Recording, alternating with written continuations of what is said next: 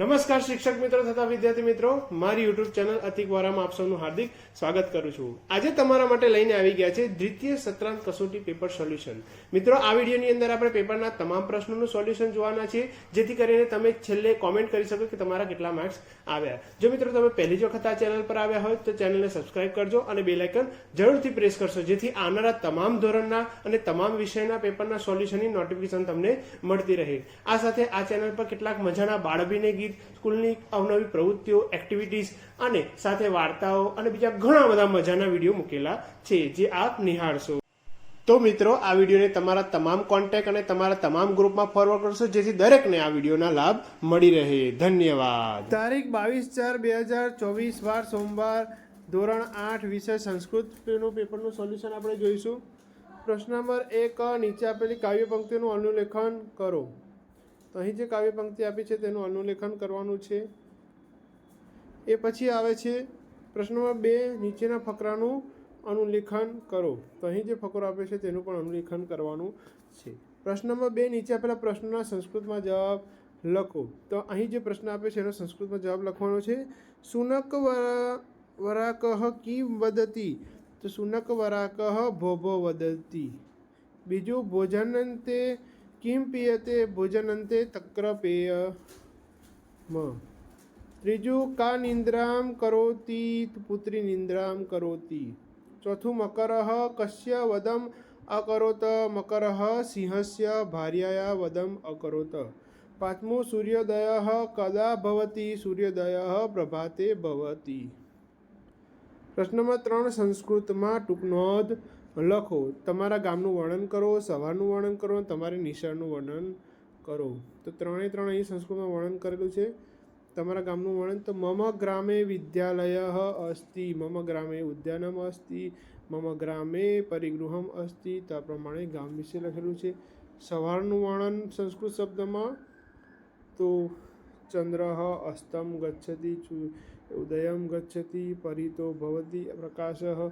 તો આ પ્રમાણે અહીં જે લખ્યું છે એ પ્રમાણે સવારનું વર્ણન કરેલું છે। તમારી નિશાળનું વર્ણન કરો। તો મમ વિદ્યાલય નામ શિક્ષણાનુભવ પ્રાથમિક શાળા અસ્તિ, મમ વિદ્યાલય અસ્તિ સુંદર, મમ વિદ્યાલય સુંદરમ અસ્તિ, મમ વિદ્યાલય એક પુસ્તકાલય અસ્તિ, મમ વિદ્યાલય એક પ્રયોગશાળા અસ્તિ, મમ વિદ્યાલય એક ઉદ્યાનમ અસ્તિ। બરાબર છે। તો આ પ્રમાણે શાળા વિશે લખેલું છે। કૌંસમાં આપેલા શબ્દોનો ઉપયોગ કરી સંસ્કૃતમાં વાક્ય બનાવો। પહેલું છે, રાજેશસ્ય સુડાડમ ખડમ અસ્તિ। તો સુનીલસ્ય ધનમ અસ્તિ, દિવ્યેશસ્ય પુષ્પમ અસ્તિ, વનરાજસ્ય પુસ્તકમ અસ્તિ, પુનીતઃ ફલમ અસ્તિ। બરાબર। પ્રશ્ન નંબર 4, બ, કૌંસમાં આપેલ શબ્દનો ઉપયોગ કરી સંસ્કૃતમાં વાક્ય બનાવો। તો પહેલું આવશે, શીઘ્રમ ચલતિ સિંહ, મંદમ ચલતિ ગજઃ, શીઘ્રમ ચલતિ અશ્વ, મંદમ ચલતિ મહિષઃ। નેક્સ્ટ, પ્રશ્ન નંબર 5, નીચે આપેલા ગુજરાતી શબ્દોનો સંસ્કૃતમાં અનુવાદ કરો। સાપ, તો પન્નગઃ અથવા સર્પઃ। કાગડો, તો વાયસ। વીંટી, તો મુદ્રિકા, નિંદર કરે છે, નિંદ્રાતી। પ્રશ્ન નંબર 5, બ, નીચે આપેલા ગુજરાતી વાક્યોને સંસ્કૃતમાં અનુવાદ કરો। મારું ગામ સુંદર છે। તો મમ ગ્રામઃ મનોરઃ અસ્તિ, નગરમાં ઘણા વૃક્ષો છે, નગરે બહૂની વૃક્ષમ અસ્તિ। નીચે આપેલ ચિત્ર પરથી 4-5 વાક્ય સંસ્કૃતમાં લખો। તો અહીં જે ચિત્ર આપ્યું છે એના પરથી આપણે 4-5 વાક્ય સંસ્કૃતમાં લખવાના છે। અને અહીં બીજો પ્રશ્ન નંબર 7 આપણે નીચે આપેલ વર્તુળ પરથી 4-5 વાક્ય સંસ્કૃતમાં, તો બંને આપણે જોઈએ સંસ્કૃત વાક્ય કેવી રીતે લખાય। પ્રશ્ન નંબર 6, વિદ્યાલય ખેલ મહોત્સવ ચલતિ, બાલકાઃ પ્રસન્ના સન્તિ, સર્વે કૌશલસ્ય પ્રદર્શનમ કર્તુમ ઇચ્છતિ। તો આ પ્રમાણે વિદ્યાલય વિશે આપણે અહીંયા લખેલું છે એ પ્રમાણે આપણે લખવાનું છે।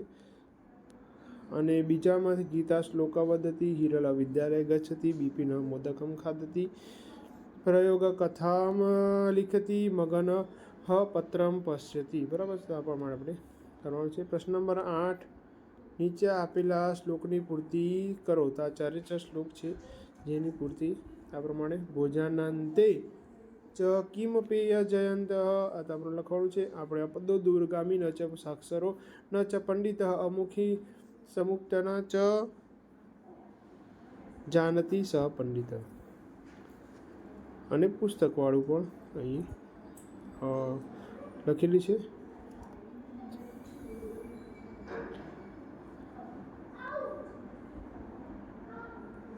બરાબર. પ્રશ્ન નંબર 9 કૌંસમાં આપેલ શબ્દોમાંથી યોગ્ય વિકલ્પ પસંદ કરી ખાલી જગ્યા પૂરો.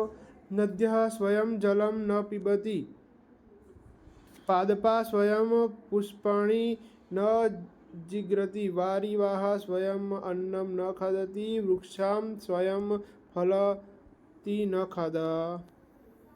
ખાદંતી.